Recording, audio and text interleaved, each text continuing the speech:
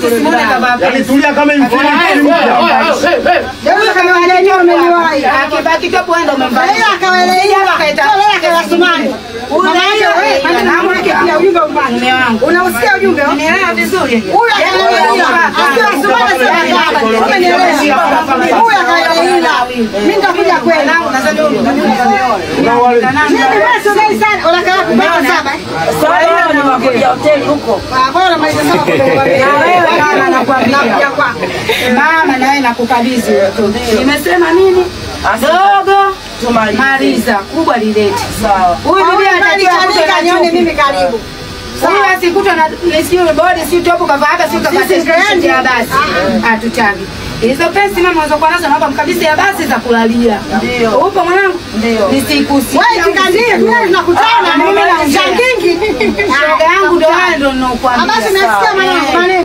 Bana, moja kati ya video ambayo inatrend katika mitandao ya kijamii basi ni video hii hapa inaonyesha kijana ambaye alikuwa shoga kwa kipindi cha nyuma. Sasa hapa kinachonishangaza zaidi ni kwamba ameweza kuoa. Sasa sijui itakuwaje na waliokuwa wanamuozesha sasa. Yani wamama waliokuwepo wanahusika katika swala hilo basi walikuwa wamesimama kidete na kumpinga vikali kwamba mwanamke huyo asije hata siku moja akavaa suruali, lakini pia na huyo mwanaume hata siku moja asije akavaa sidiria kwa namna moja au nyingine.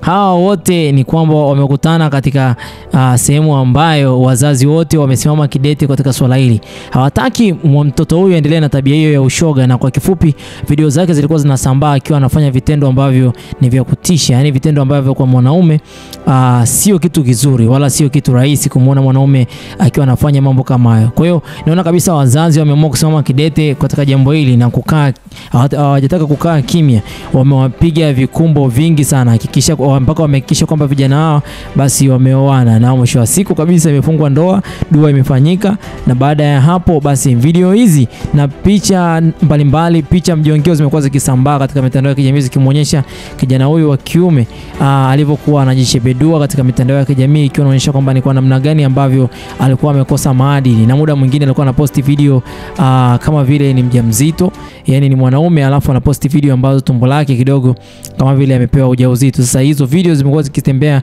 katika mitandao ya kijamii hususan katika mtandao wa TikTok. Sasa wengi wao wakawa wanajiuliza itakuwa kwaje kwa mwanaume huyu ambaye kwa muda mrefu alikuwepo hajawahi kukutana na mwanamke, alikuwa anakutana na wanaume mara kwa mara. Sasa itakuwaje kwa kipindi hichi ambacho ameenda kukutana, yani ameenda kufunga kabisa ndoa? Je, wameshamjaribu kama atafanikiwa katika mambo haya? Kwa sababu ana tattoo katika shingo, ana tattoo kwenye paja, yani ni vitu ambavyo ukijaribu kuvifikiria basi unapata majibu kwamba huyu itakuwa changamoto sana kwa hapo siku za usoni. Na mambo ambayo alikuwa anafanya ndo kama unavyoyaona katika screen kwamba kuna muda alikuwa anajirekodi video za hovyo kabisa kama mwanaume. Sasa mimi sitakuwa na la ziada kwa muda huu. Hii ni Harmonize News na ndio lojiri katika mitandao ya kijamii. Bye bye for now.